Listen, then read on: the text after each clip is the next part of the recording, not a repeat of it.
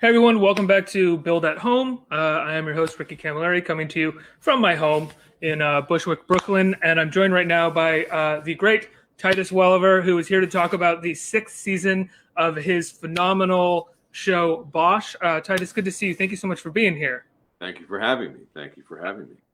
Before we get started, I just want to say, as we always do at the top of these interviews, that over 600 million school lunches have gone missing for kids across the country right now due to school closures because of the coronavirus. If you are interested in finding out how you can help, please go to nokidhungry.org, where there are a number of resources there, including how you can donate, so we can all make sure that those kids get the food and the meals that they need. Titus, congrats on 5 incredibly successful seasons of Bosch. I'm sure it's kind of like the dream job, the job that every actor sort of hopes they could potentially possibly get at one point in their career, not just because you're the star and it's successful, but you're a producer and you're incredibly hands-on with the show, right? Yeah, very much so. And it is truly one of those. I mean, look, Bosch is a character that I think any actor with a modicum of artistic endeavor would want to play. I mean, he's a very, very multi-layered, deep and interesting and nuanced character that Michael Connelly has created. And so that's kind of, that's crack for an actor, as I call it, cracker, right?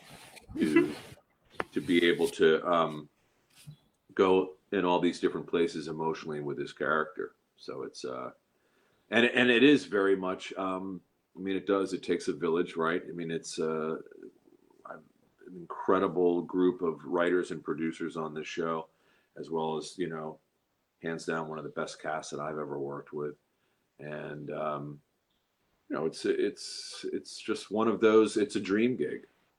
I know that Eric Overmyer was one of the writers on The Wire, and I'm curious, when he set out to be the showrunner on Titus, if he told you and everybody else that he was also going to, or sorry, not Titus, Bosch, excuse me, when he was going to put Bosch together, if he was going to use it as an opportunity to give all of the actors from The Wire another job on a show, and directors, Dickerson directs, Yep. Well, but that always seems to kind of happen. You create a little troupe. I mean, certainly Deadwood is another good example of that. So many of us who were on Deadwood went on to go and do episodes of Lost because Elizabeth Sarnoff had been one of our writers on Deadwood.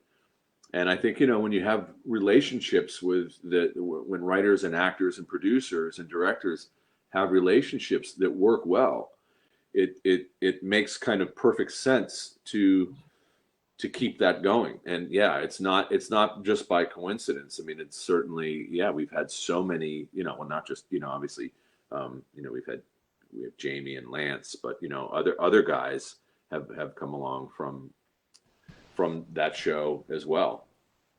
One of the things that I like about your show is that, one, there is no fat in any scene, nor in any storyline in any season, which is nearly impossible to do. People always talk about, the phrase great writing, and it's kind of amorphous what that means, and sometimes almost feels sort of magical. But I think your show is such a great example of what that is, which is synthesizing and simplifying things in a way so every scene has an impact, has a point, and I never finish a scene going, why was that there? Right. Like, somehow your writers and you as a producer are able to, within 10 episodes, tell stories efficiently and effectively and very simplistically. And I mean that as a compliment. I don't mean, yeah. Can you talk about developing the ability to do that? Because it's very hard to do. Yeah. Well, there's no, the truth is that there's no need to have filler in our show. And the genius of Overmyer and Connolly and everyone, and Henrik Basson and all the producers, the idea was to sort of present the show very much in the same way that one digests a book. Our framework in our show is it's more oriented, like chapters of a book.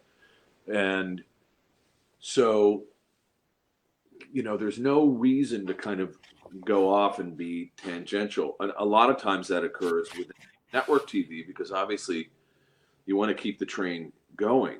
And I think sometimes it also has to do with our attention deficit issues in society of having things, spelled out, not allowing pauses to occur, and we don't have that issue because we're 10 episodes. We've got to be really specific in how we tell each chapter. So there really isn't room for serial and fillers and other things that are not ultimately going to, if it doesn't move the story ahead, then there's no reason for it. And the other thing that we very consciously do is to allow things to land with the audience. And also you find those moments, which for me as an actor are some of the, interesting challenges, are those times where we find Harry alone in his house looking through one of the murder books and there's no dialogue. And, that's, you would never be able to do that in network television. Never. They would, this guy is not talking, but he's, there's a narrative that's created visually and also performance wise.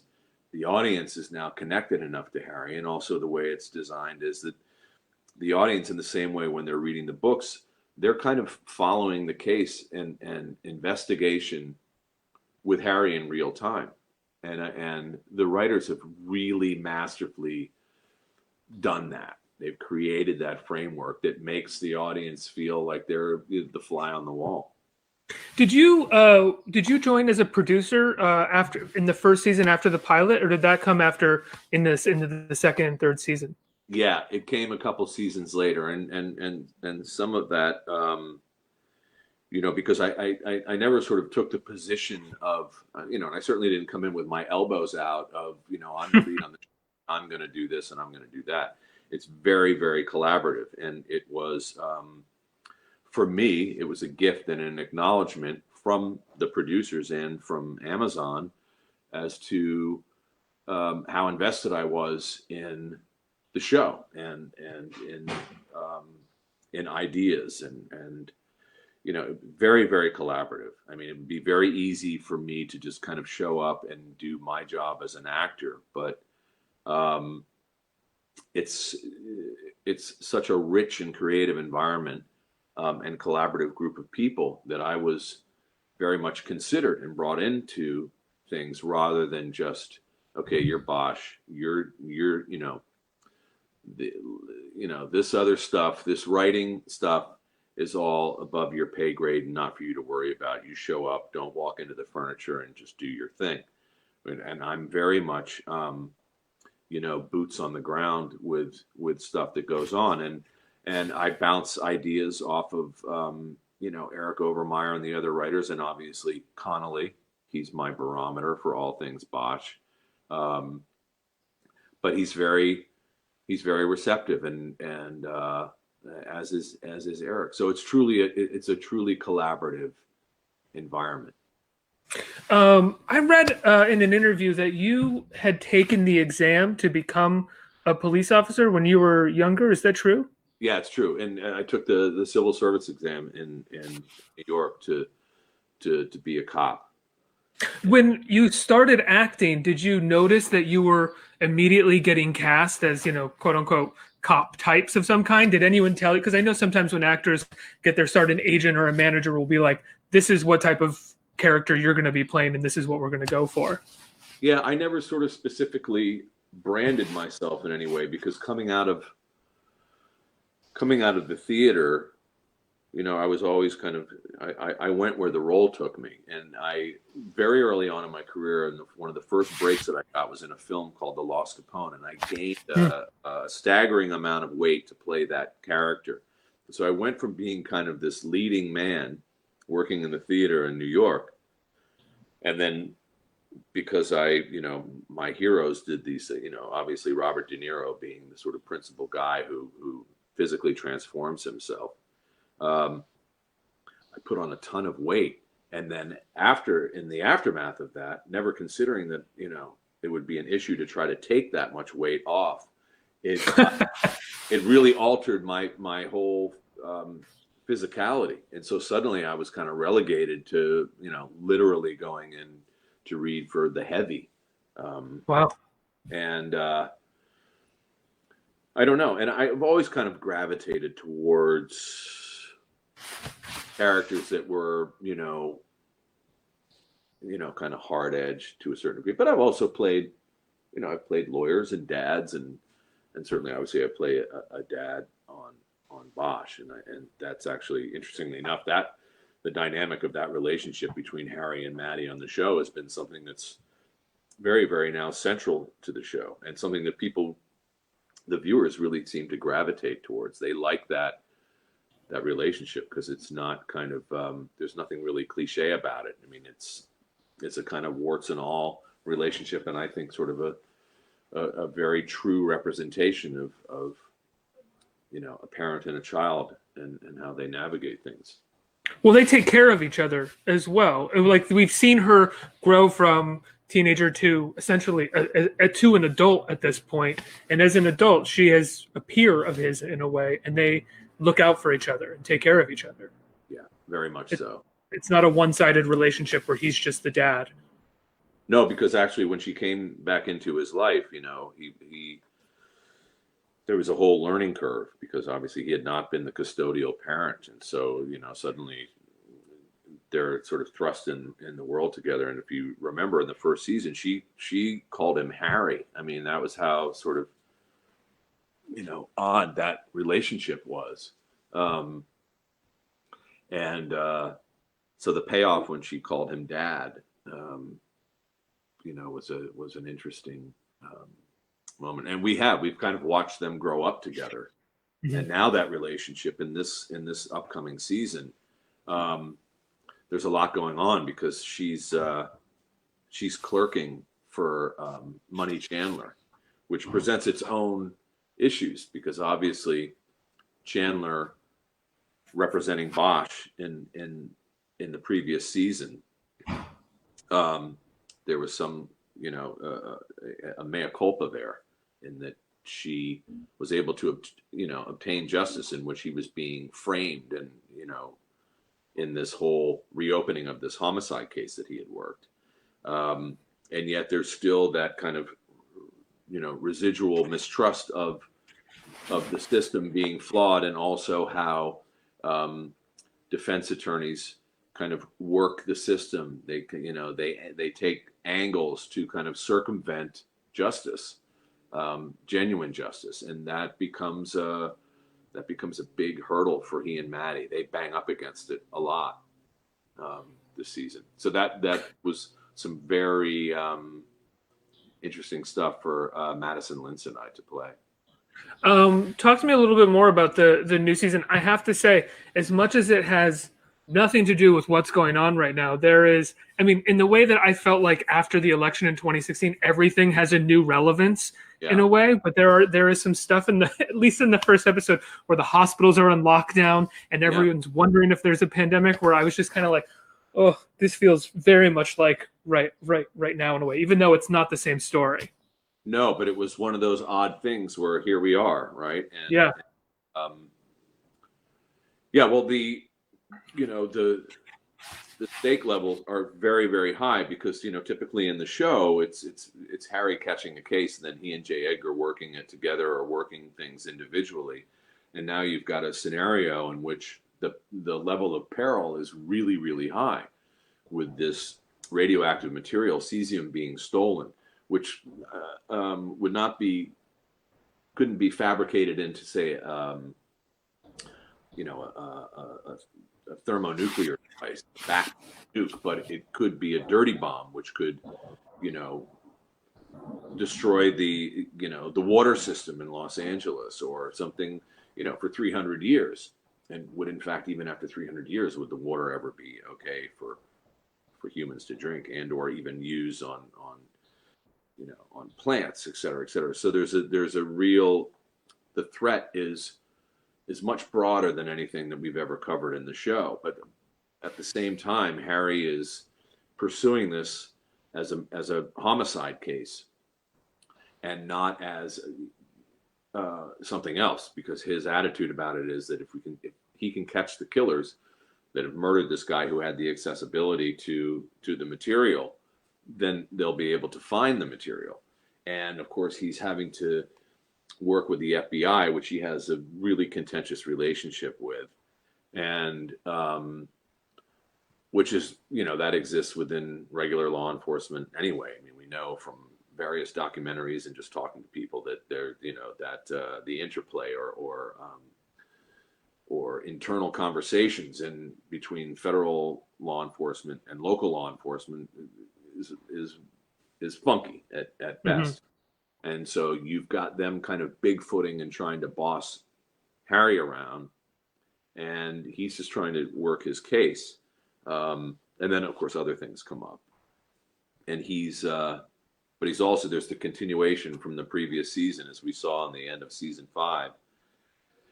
We find Bosch alone in his house, and he takes that cold case box of the Daisy Clayton homicide. And we know that he's going to pursue that. And that continues into the season. I mean, that's aside from the central case that he's working to catch the killers.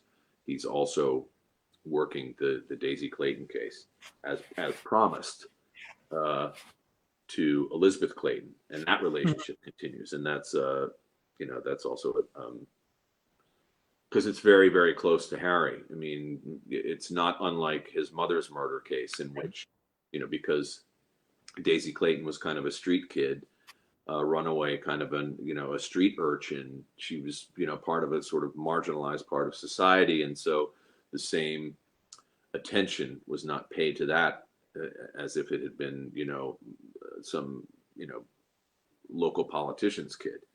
And that's the whole everybody counts or nobody counts thing with Harry. But it's not. It's so it becomes close to Harry in that way, and his relationship and his care for Elizabeth Clayton, who he sees as this, profoundly damaged soul, not unlike himself. There's an empathy and an understanding of her pain. So that stuff, is there as well. What's it like to work on a show that also serves? I'm assuming that you're in LA right now, and that you live there. What's it like to work on a show, to be the lead of a show that also serves as an incredibly wonderful visual love letter to the city of LA? I mean, everything is shot for the most part in LA, in New York. You've got New Orleans and Atlanta and Vancouver in pockets, but rarely are things shot as well as Bosch. And I mean that the thing that the directors seem to do is just hold a little bit longer on a location, so we know exactly what it is and what it looks like. And it's wonderful. Well, it's such an integral part too of Michael's books, right? Because it's Harry's town, and rather than just basing a character in a city and never really addressing Harry, Connolly puts Harry in real places that people understand, and not just sort of glorious Los Angeles landmarks. Cool little restaurants like the Nickel Diner and thing. I mean, there are tours now where people come to do the Bosch. That's great. Yeah, well, they'll go to Angel's Flight, or they'll go to the La Brea Tar Pits, and then they'll stop off at Dupar's and have a plate of pancakes and put the syrup on the bottom the way Harry eats them. And it is a love letter. And LA, so much of old LA is visually really interesting. And then there's always the kind of it's the backplay references to other noir films. I mean, I don't think I'd ever seen Angel's Flight except for in the movie Kiss Me Deadly.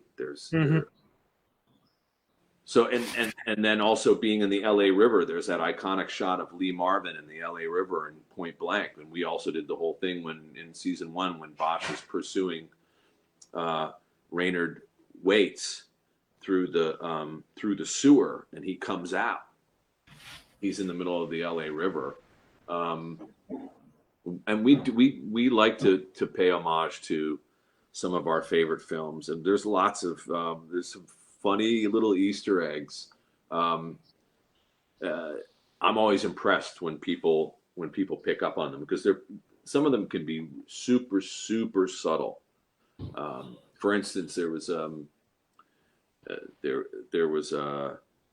character who had a bogus passport, and Bosch was pursuing him and he pursues him to Catalina, and he goes on board the guy's boat, and it's this corrupt special forces guy who's collecting all this money, this baksheesh money from Afghanistan.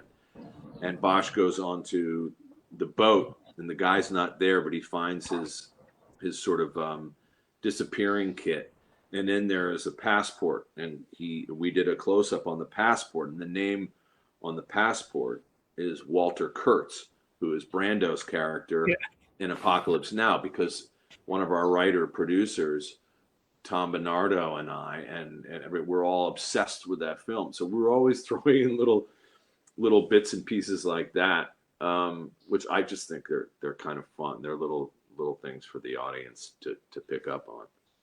My friends and I quote Brando's line from Apocalypse Now all the time. Have you ever seen a snail walk on the edge of a straight razor? Because I don't know exactly what that means, but he says it in this horrifying way. I watched a snail crawl along the edge of a straight razor and survive. That's my dream. That's my nightmare. Crawling, slithering along the edge of a straight razor. Wow. And then he goes on and says that those napalms, I hate those napalms. They train young men to drop fire on people, but they won't let them write the word fuck on their airplanes because it's obscene. Wow. There's some great dialogue. That's, and all that, of course, the voiceover narration that Martin Sheen does throughout that entire film was written by the great Michael Herr, who wrote that fantastic book about Vietnam, Dispatches.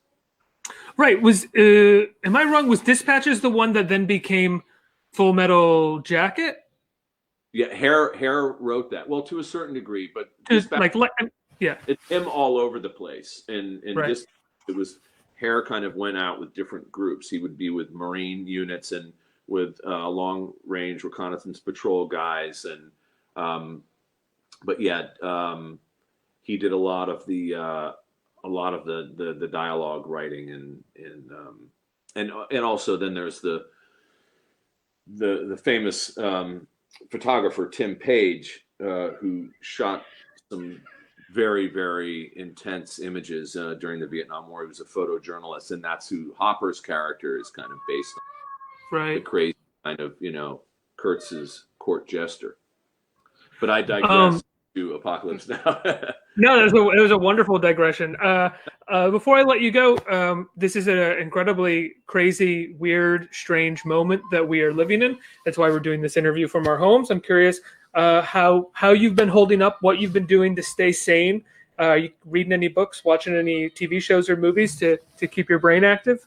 Yeah, I mean, I'm always watching films because it's just something that I love to do. So I'm revisiting a lot of films, watching a lot of stuff on Amazon and on Netflix and on Hulu, and catching up with shows that I might have missed. And then I had never seen Ozark before, and I got into Ozark and I loved that show. And also looking at the second season of Castle Rock, which and been rewatching Stranger Things, and then looking at Ms. Maisel, which I dig, and the Pacino show on Amazon, Huntress, is phenomenal. I mean, there's a lot of great stuff out there, and then also doing this sort of thing with my kids of grabbing certain directors and saying, well, let's watch a week of Scorsese films, and then maybe next week we'll do Kurosawa, and then of course I have to kind of spread it out because you got Star Wars and a Marvel film in there to maintain their focus. Did they have a favorite Scorsese film? Well, Taxi Driver is the one that they always can't beat it. Which I get.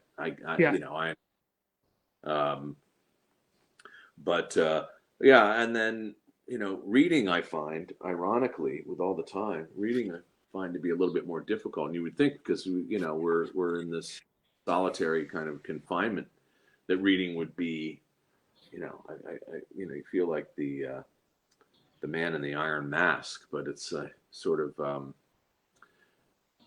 haven't been doing as much reading as I probably should. Yeah, a lot of watching and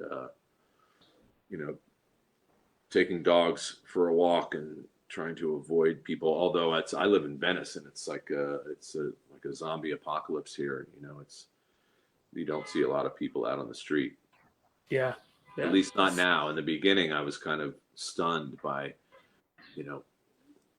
clusters of people that would be still, hanging out on the street.